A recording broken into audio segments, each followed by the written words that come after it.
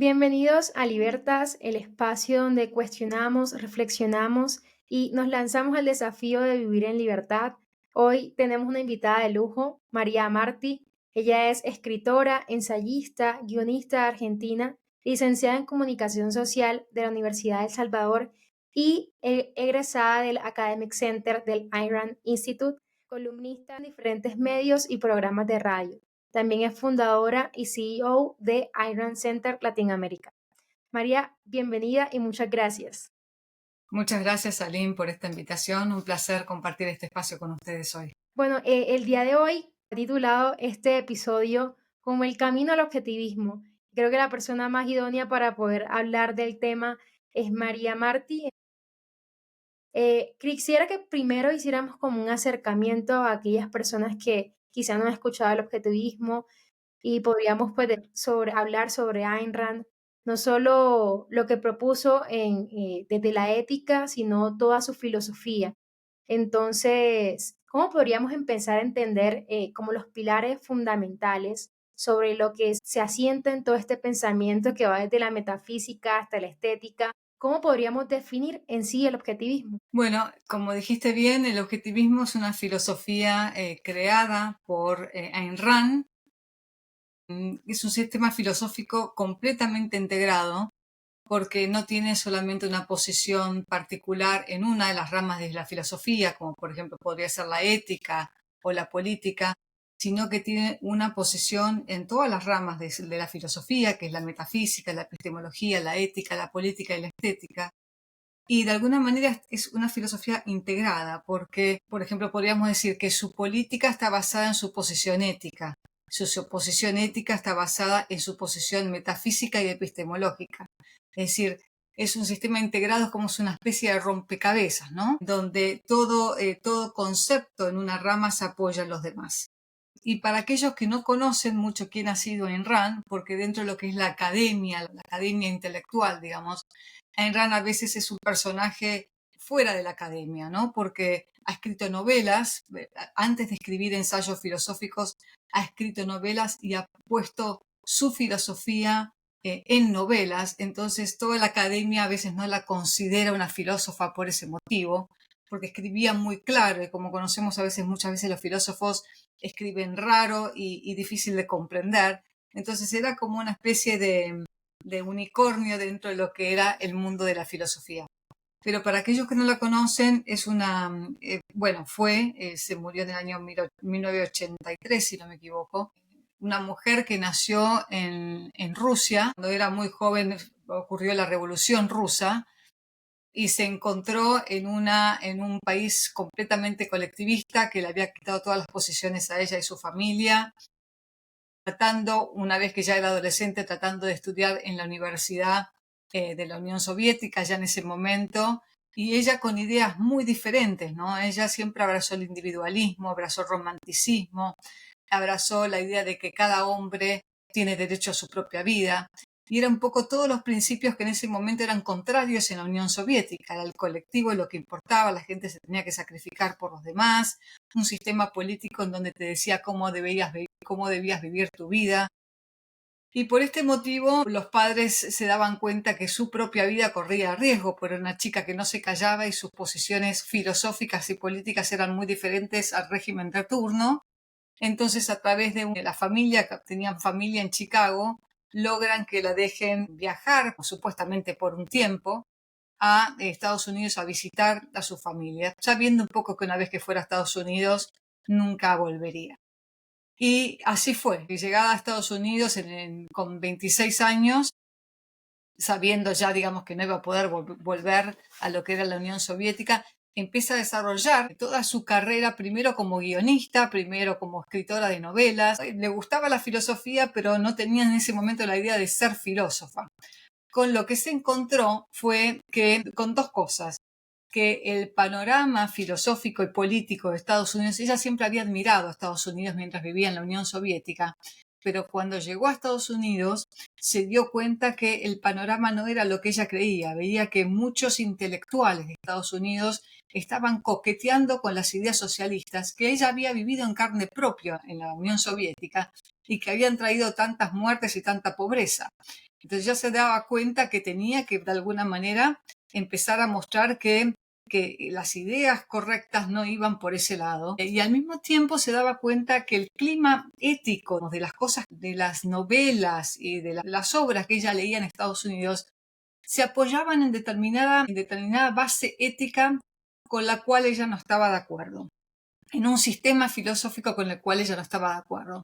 Entonces, para poder ella escribir sus historias, poder escribir sus héroes de las novelas, poder escribir el tipo de obra que ella quería escribir, necesitó elaborar un nuevo sistema filosófico, mostrando el contexto y mostrando las ideas que ella básicamente las que creía. Quizás hasta por necesidad, por querer armarla, el tipo de historias que ella quería escribir, que para ella valían la pena, y por querer desarrollar este héroe randiano, el tipo de hombre que ella admiraba, necesitó también reformular la filosofía que en ese momento se mantenía como lo normal y lo común. Y así fue desarrollando su propia filosofía, a la que finalmente llamó objetivismo de forma oficial, pero ella la llamaba una filosofía para vivir en la tierra, porque lo que decía es que justamente la filosofía tiene que servirte a vos para vivir una buena vida en esta tierra y no ser simplemente ideas abstractas sobre las cuales discuten un par de intelectuales en toga en una torre de marfil, sino que justamente la filosofía debería ser para poder aplicarla en tu vida y por ayudarte a vivir una vida más floreciente. Esa sería la introducción y si querés luego conversamos un poquito de cuáles son las bases de su filosofía. Sí, a mí me parece bastante interesante cuando Ayn Rand se refiere a que la existencia existe. Y parece una obviedad, pero cuando uno comienza como a leer sus ensayos, uno se da cuenta de que trata como de una confusión filosófica y política que viene precisamente de negar o distorsionar una realidad objetiva. Entonces, ¿cómo argumentaba de pronto ella la importancia de este principio como un punto de partida para todo el pensamiento objetivista? Mm. Ella tiene un ensayo muy bueno para los oyentes. Voy a recomendar que lean. Hay un video también de este ensayo que se llama Filosofía, ¿quién la necesita? Y ahí es donde explica muy, muy bien las bases justamente de sus posiciones en cada una de las ramas de la filosofía. Y lo primero que te dice justamente en la metafísica, te dice, la realidad existe como algo absoluto y objetivo. Es decir, la existencia existe más allá de lo que nosotros querramos que sea o de nuestros caprichos y de nuestros sentimientos. Yo puedo desear tirarme de un 9º piso y poder volar como ser humano, no como pájaro, como ser humano, pero la realidad me va a decir que existe una ley de gravedad y que lo más probable es que si intento hacer algo así, el resultado no sea muy positivo para mi vida.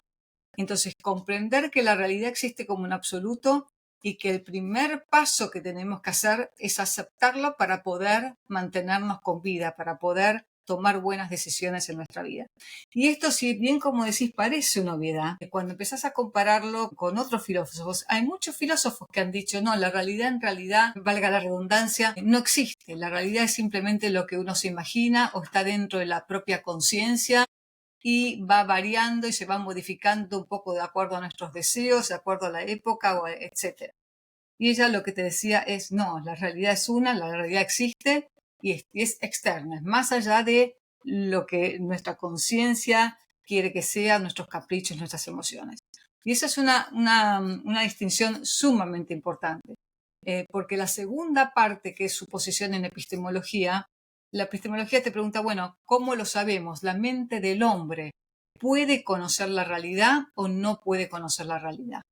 Y mientras ella te dice, sí, puede conocer la realidad, porque la realidad existe fuera de la conciencia y porque es una realidad ordenada en el sentido de que tiene causas y consecuencias y no milagros inexplicables, que las cosas ocurren por tal razón. Vos decís, bueno, es una realidad que uno puede conocer. Y la segunda pregunta es, bueno, ¿el ser humano tiene la capacidad de conocerla? Y ella te dice, sí, tenemos una mente, una razón que puede conocer la realidad a través de sus 5 sentidos que toman información de justamente esa realidad y la mente integra esa realidad y forma conceptos y forma preposiciones y comprende la realidad a través justamente de su propia mente.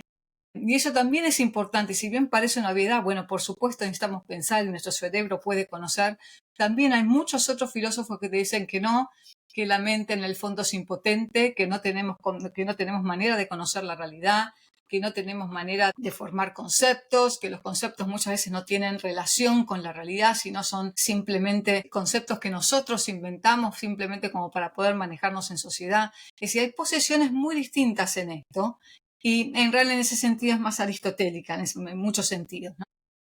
Lo que te dice es que nuestra mente es poderosa, podemos conocer la realidad. Y esas dos posiciones que ella tiene, tanto en la metafísica como en la epistemología, es lo que da como también resultado su parte ética. Que lo que más se conoce a veces de Ayn Rand es su parte ética.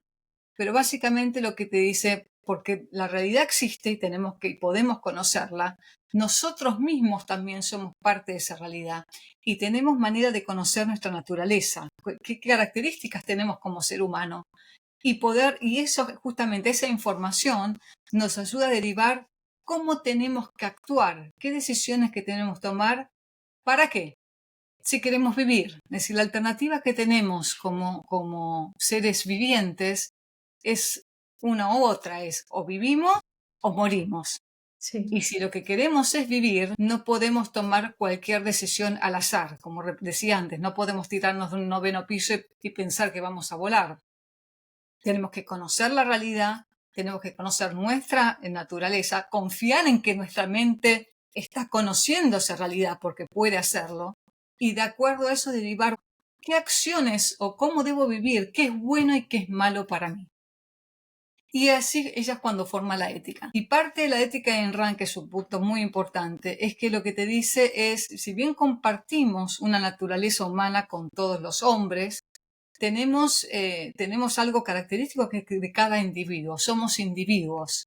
Y así como yo no puedo digerir el alimento por vos, Aileen, ni vos podés respirar por mí, tampoco yo puedo pensar por vos, ni vos pensar por mí, ni yo puedo tomar decisiones por vos, ni vos tomar decisiones por mí, ni puedo decir a dónde debes llegar en la vida, ni tampoco me lo puedes decir a mí. Cada individuo tiene derecho a establecer sus propios objetivos en la vida, debe perseguir sus propios valores, tiene derecho a su vida, a la búsqueda de su propia felicidad. Y entonces, como individuos no somos sacrificables, es decir, no es que el colectivo puede venir y decirnos tenés que sacrificarte por el resto de los seres humanos, porque eso sería de alguna manera admitir que no tenés derecho a tu propia vida. Entonces, lo que te decía en Rand es, tenés derecho a tu propia vida, tu felicidad es el propósito más importante de tu vida, no te sacrifiques a los demás y obviamente, por supuesto, no sacrifiques los demás a tu propia vida. Y la cuarta rama, no voy a hablar de la estética, pues un poco más abstracta, la cuarta rama, que es la política, ella lo que decía es, teniendo en cuenta entonces la realidad, la naturaleza del ser humano, que el ser humano necesita libertad para poder pensar por sí mismo, para poder actuar y tomar las decisiones que él considera que van a ser buenas para su propia vida. Lo que necesita de la relación que él tiene con los demás es simplemente que los demás se abstengan de coaccionarlo, de quitarle su libertad. Entonces ella decía que el único sistema político que respeta los derechos individuales, a la vida, a la propiedad y a la libertad de los individuos es el capitalismo del laissez-faire, en donde hay un gobierno limitado que por un lado protege estos derechos individuales, hay algunos grupos o algunas personas que violen estos derechos en otras personas y al mismo tiempo que haya libertad de mercado, libertad de comerciar y de tomar las decisiones comerciales que uno desee. Y donde básicamente el principio más importante de este sistema político es que ningún individuo o ningún grupo tiene el derecho de iniciar, y la palabra clave acá es iniciar, ninguno tiene el derecho de iniciar la fuerza contra otros individuos u otros grupos. Y ese es un poco el resumen de la filosofía de Ayn Rand, que si vos te das cuenta, así como la ética está basada en la idea de que existe la realidad objetiva y que al mismo tiempo podemos conocerla como seres humanos, la política también está basada en la parte ética, en la idea de que cada ser humano tiene derecho a su propia vida y por eso mismo hay que respetarle sus derechos individuales en la parte política. Has tocado bastantes puntos sobre Ayn Rand de el individualismo, la razón, el egoísmo racional y quiero ir por partes, entonces hablemos un poco del egoísmo racional. Bueno, yo crecí en una cultura, no sé de pronto si toda Latinoamérica, pero acá en Colombia hay una cultura donde el sacrificio es casi un mandato moral. O sea, tú no puedes decir que no porque el decir que no ya está un poco satanizado. Y ahí me costó como bastante entender que priorizarme no es ser insensible, es más bien como una manifestación de mi amor propio o de mi propio bienestar. Y que esto lo tiene mucho Ayn y es que nuestro propósito de vida, nuestro propósito moral de vida es el bienestar racional. Entonces, decir que no propiamente no está mal y que no nos tienen que obligar a sacrificar nuestros valores, nuestro tiempo, no sé, nuestra energía. Entonces, es como cambiar ese chip mental de que no es moralmente necesario decir que sí o aceptar, priorizar el beneficio de otros por encima del mío. En este sentido, para mí es un acto como de autoafirmación, de reconocimiento de mi propio valor, de mi amor propio y de mi propia búsqueda de la felicidad, es un poco también el rechazo al sacrificio sin sentido. Entonces, esta defensa que hace Ayn Rand del egoísmo y del egoísmo racional, a mí me parece bastante curioso y me gustaría que lo hablemos, y es como un concepto que está completamente relacionado con algo negativo. Entonces, siempre que hablamos de egoísmo es algo que tiene una visión inherentemente mala. Cómo de pronto argumentaba Ayn Rand contra esta visión tradicional de egoísmo como algo malo, a esta visión que ella trae, que es el egoísmo racional y que para ella es la virtud más alta. Entonces, ¿cómo cambiamos todo este chip del egoísmo como algo malo a un egoísmo racional que prioriza nuestro interés? Bueno, hay algo que es muy importante hablar ahí, ¿no? Y aclarar ahí, porque es cierto, cuando cualquier persona, por lo menos las personas que no han leído Ayn Rand y han comprendido a qué se refiere ella por egoísmo, te hablan de egoísmo. Lo vemos en las películas, lo vemos en los libros. Siempre que queremos vilificar a alguien o queremos criticar a alguien porque piensa en sí mismo, lo ponemos como una persona egoísta. Y todos siempre hemos nacido en esta cultura latinoamericana, pero diría que está expandida en todo el mundo, de que el egoísmo es algo malo, ¿no? Y Ayn Rand decía que el problema es que hemos puesto en el concepto de egoísmo dos ideas que no necesariamente deben ir en el mismo concepto de egoísmo. Uno, cuando piensa en alguien egoísta, ¿qué estás pensando? Estás pensando en una persona que está pensando en sí misma, en lograr algo bueno para sí misma, pero con una contrapartida. ¿Cuál es? A costa de alguien más. Es decir, que para lograr algo esa persona es capaz de pisar cadáveres o está dispuesto a hacerle daño a los demás para lograr eso. Y esto es un poco en la visión de que tenemos en Latinoamérica. No quiero hablar de todos los países, pero hay una visión en Latinoamérica de que las relaciones en general son de suma cero. Que para que uno gane es porque necesariamente otra persona está perdiendo. Lo vemos en el comercio. Si yo comercio con vos es porque yo estoy ganando y la otra parte está perdiendo. Hay una visión, la riqueza. Si yo soy rico es porque la otra persona es pobre, porque seguramente le quité algo a esa persona pobre. No existe el concepto o no está bien establecido el concepto de win-win, de que las cosas pueden ser positivas para dos personas. En el caso del egoísmo, este package deal, digamos, este paquete que han armado de que, ok, es pensar en vos, pero necesariamente en contra de otra persona o poniendo a otra persona, digamos, en una situación de peligro o en una mala situación en general, lo hemos como adoptado como idea. Y lo que Enrique te decía son dos cosas completamente distintas. Que yo piense en mí mismo, que para mí mismo el propósito de mi vida sea mi propia felicidad y que no esté dispuesta a sacrificar mis propios valores en pos de los demás, no significa que yo voy a actuar violando los derechos de los demás o perjudicando a los demás. Eso es otra cosa. Es decir, el egoísmo lo que simplemente te dice es que tu vida tiene un valor, que tenés todo el derecho a vivir por tu propio bien y que no sos un animal sacrificable a los demás, que tenés que perseguir tus valores, que tenés que perseguir tu velocidad. Punto. No te habla de la relación con los demás. Y si uno lo piensa de esa manera, le quitas todo el sentido negativo al egoísmo. Excepto, obviamente, que pienses que pensar en vos mismos, buscar tu propia felicidad está mal, porque tu misión en esta vida es sufrir, llevar tu cruz para poder ganarte el día de mañana otra vida en otro lugar. Ahora, dejando de lado la parte religiosa, todas las religiones yo creo que tienen algunos conceptos positivos y otros negativos, pero sacando ese concepto negativo que tienen las religiones, cuanto más sufrís en esta vida, más posibilidades vas a tener de ganarte una mejor vida una vez que te mueras. Ayn Rand te niega todo eso, más allá de que no ha sido una filósofa religiosa, de una religiosa filósofa atea, pero básicamente lo que te dice es, esta es tu vida, tenés que hacer lo máximo de ella, tenés que disfrutarla, tenés que tratar de ser feliz y obviamente para ello también tenés que perseguir valores racionales.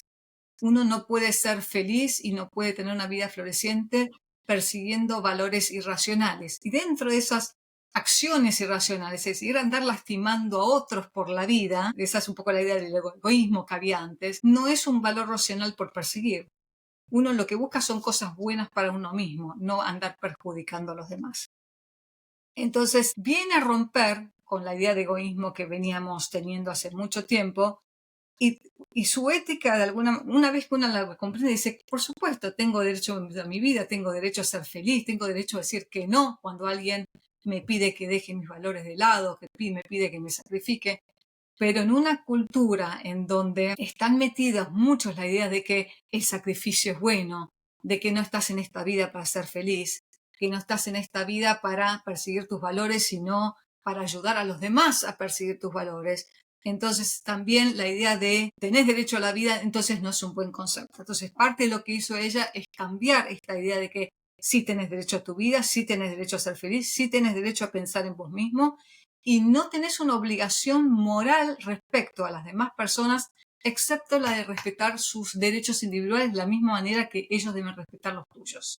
Si querés, por benevolencia, porque valorás a otra persona, porque querés que esa persona sea feliz, querés ayudarlos, querés colaborar con ellos, querés darles tiempo, querés darle lo que vos desees, dinero, lo que fuera, por supuesto puedes hacerlo y eso no es considerado altruismo porque no estás sacrificando un valor tuyo, al contrario. Pero lo que no debes hacer es justamente sacrificar tus propios valores con la idea de que los demás son más importantes que vos o que la vida de los demás son más importantes que vos.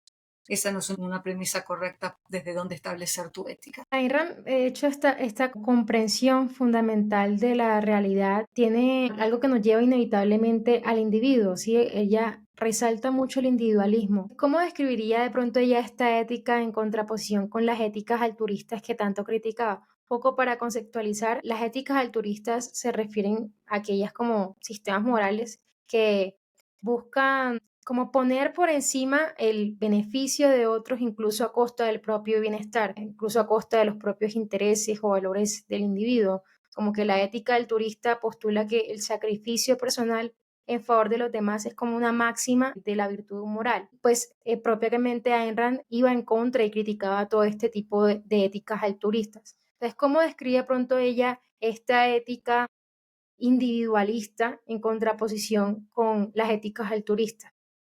Y es un poco lo que explicaba al principio, de una realidad.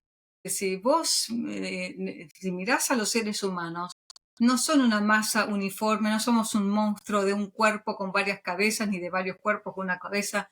No es una masa uniforme, somos individuos. Cada uno de nosotros tiene 2 brazos, 2 piernas, un estómago, 2 ojos y un cerebro. Y tu vida es tu vida. Si yo mañana me muero, tu vida continúa, no es que nos morimos todos juntos, no es que vivimos todos juntos.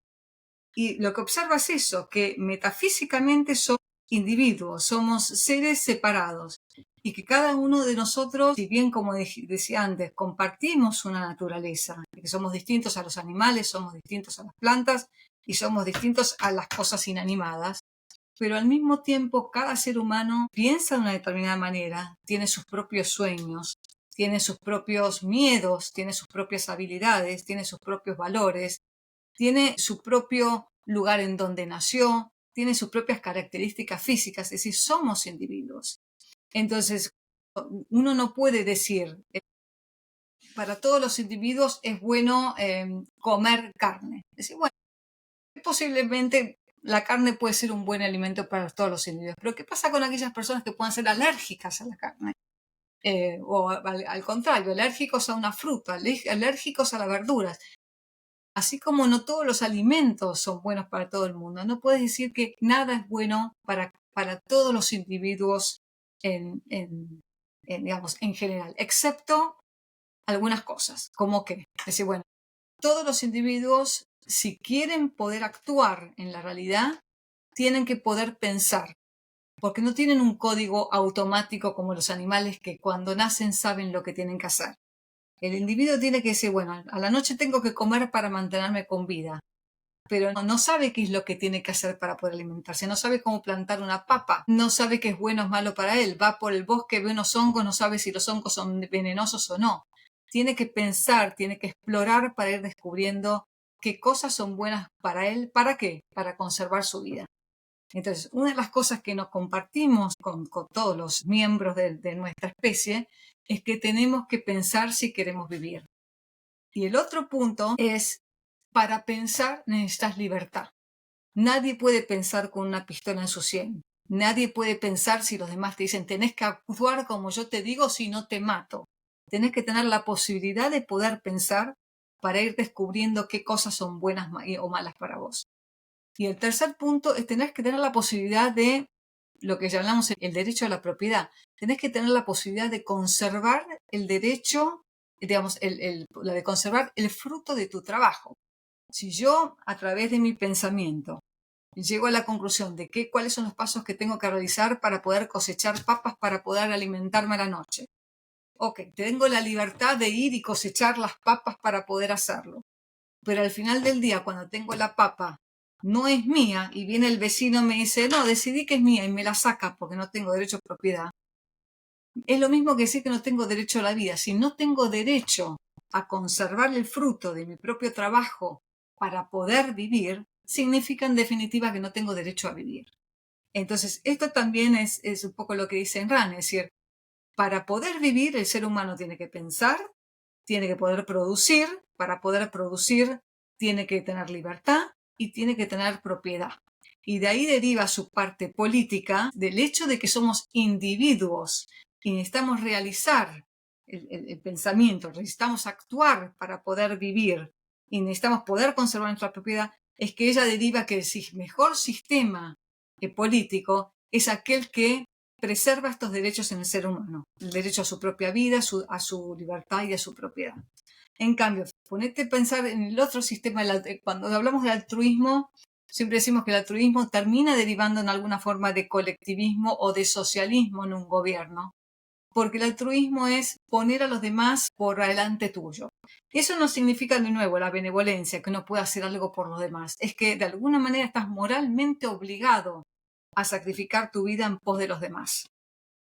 Y si te pones a pensar, esos son los sistemas éticos en los cuales han estado basados, por ejemplo, hoy está basado el sistema de Cuba, es el que ha estado basado el sistema de la Unión Soviética y todos los sistemas socialistas que hemos conocido, en la idea que lo que importa es el bien común, este colectivo que en definitiva nadie lo define, y que los individuos son solo engranajes que sirven para lograr que este sistema funcione.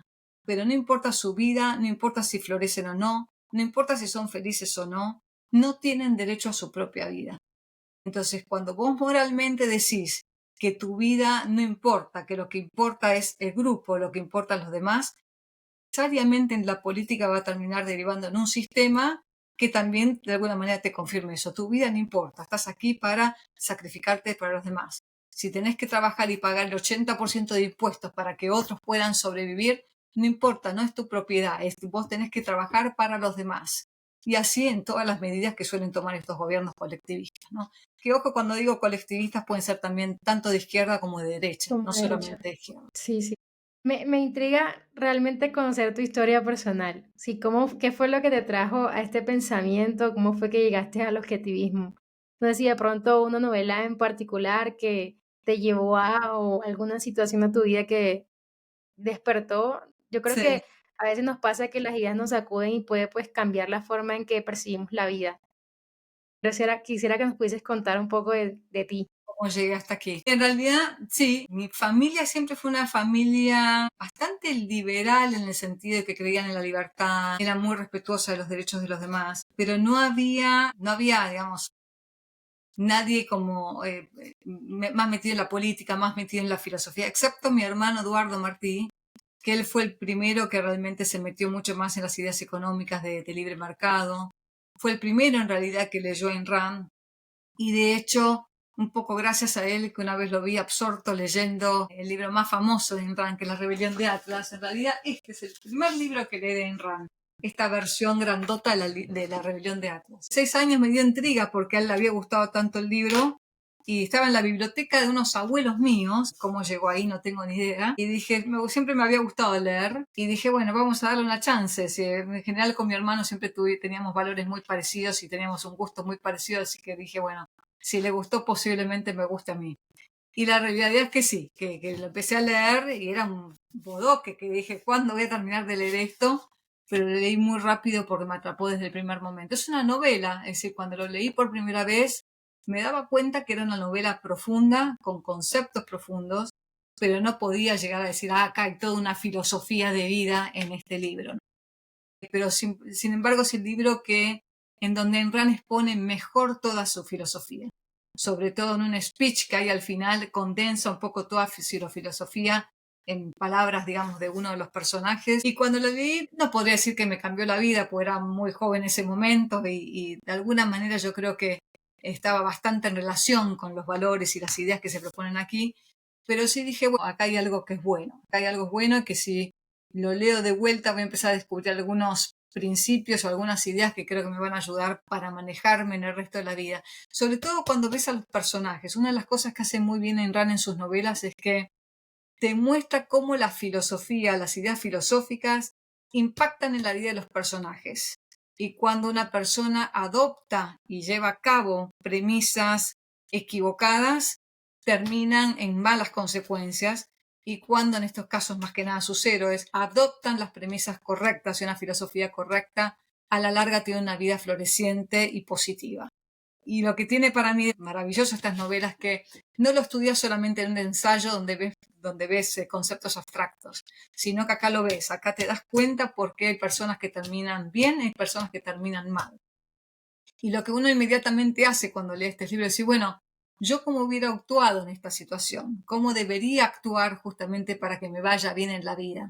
Entonces, como es un manual muy práctico las novelas de Ayn Rand para justamente adoptar una buena filosofía y vivir una mejor vida.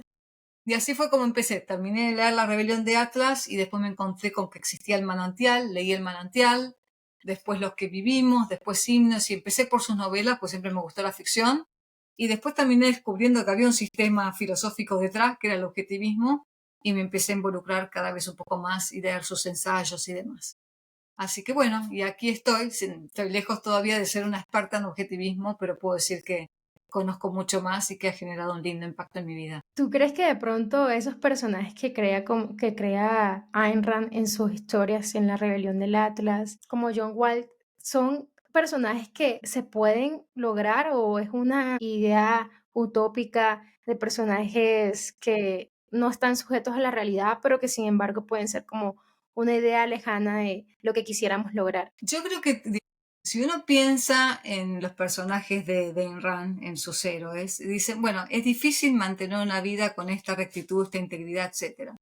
Pero es posible, digamos, si no fuera posible serían marcianos que no podrían vivir en esta tierra. Es decir, ella obviamente muestra a sus héroes a través de las virtudes y los valores que ella considera como fundamentales. Y no deja de ser una dramatización, es decir, la dramatización, por ahí a los héroes los mostrás todas las situaciones en las que se comportan como héroes y a los villanos los vilificás aún más. Pero yo creo que hay una cosa que es importante, que es algunos personajes de Ayn Rand, algunos héroes de Ayn Rand, nos da la sensación como que nacieron héroes y van a morir héroes, es decir, como que uno no ve la evolución, como quizás en otros personajes, como Hank Readen, por ejemplo, en La Rebelión de Atlas, es un personaje que tiene una evolución durante la novela. En algunos otros personajes decimos, esto es inexistente porque estos tipos nacieron perfectos y van a morir perfectos y nunca cometieron un error. Y cuando nosotros pensamos en nosotros mismos, decimos, pucha, yo no nací perfecto y cada tanto me han mandado una macana y me he equivocado en mis decisiones y demás, con lo cual nunca voy a ser Howard Roark, por ejemplo.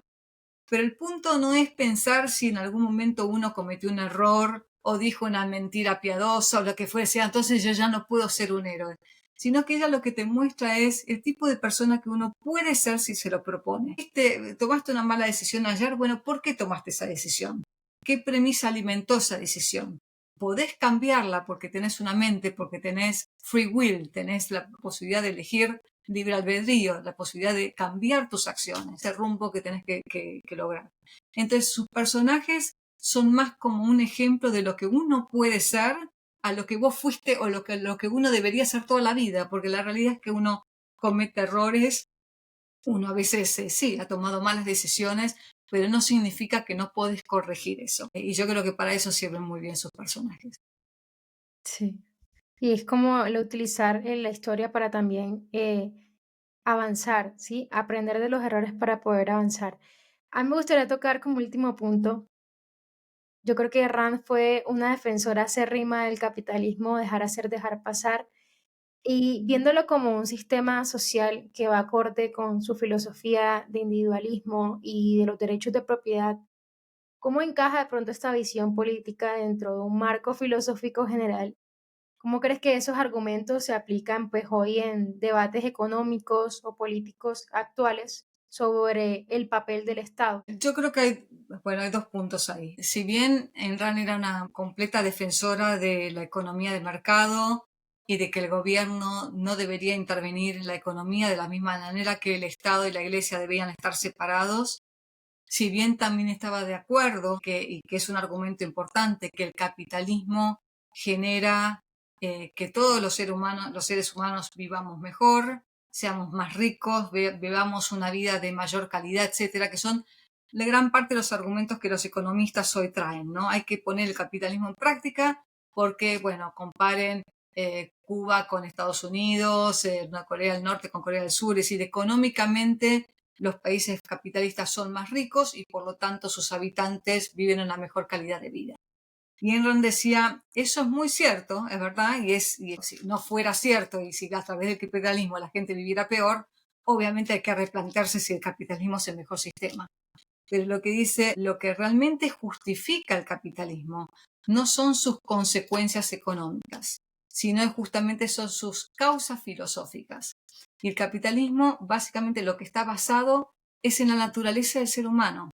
El ser humano, los individuos, si queremos florecer, si queremos vivir una mejor vida, necesitamos libertad, necesitamos, como decíamos antes, necesitamos pensar y para eso necesitamos libertad, necesitamos propiedad y necesitamos tener derecho a perseguir aquellas cosas que queremos. Entonces, la función del gobierno tiene que ser eso, simplemente hacer algo como de guardaespaldas. Vamos a cuidar que tus derechos sean protegidos y vamos a castigar a quienes te los violen. Y por eso el gobierno tampoco debe violar derechos individuales. Lo único que debe hacer es proteger tus derechos individuales. Entonces, la conclusión de Ayn Rand de que el capitalismo del laissez-faire es el mejor sistema político no es porque traiga consecuencias económicas positivas. Eso es una consecuencia, dice, es lo lógico que ocurra. Pero ella no justificaría el capitalismo desde ese punto de vista. Lo justifica diciendo, es el único sistema que conoce lo que es la naturaleza humana y respeta la naturaleza humana y lo que necesitamos hacer para poder vivir como seres humanos. Y yo creo que muchos economistas deberían aprender esos argumentos, porque el tema que tenés cuando vos discutís sobre los beneficios del capitalismo desde un punto de vista económico, alguien te va a decir, bueno, pero a mí no me interesa que el país sea más rico, a mí no me interesa decir, no todo el mundo quiere riqueza, por lo menos de la boca para afuera, ¿no? Te van a decir, no, a mí no me interesa la riqueza, a mí lo que me interesa es un sistema justo, entonces hay que distribuir para que todos tengamos igual. Entonces, si vos vas con ese argumento, vas a tener contraargumentos. Yo creo que es importante decir, ¿uno tiene derecho a su vida o no? Si tenés derecho a tu vida, el único sistema que respeta eso es el capitalismo del laissez-faire. Y ahí tenés una base mucho más fuerte, mucho más sólida para discutir por qué el capitalismo sí y el socialismo no, por ejemplo. Sí, sí, muy, de verdad que la respuesta estuvo contundente para entender un poco la parte sensata y humana que es el capitalismo. No es simplemente un sistema económico, sino también una defensa de la vida.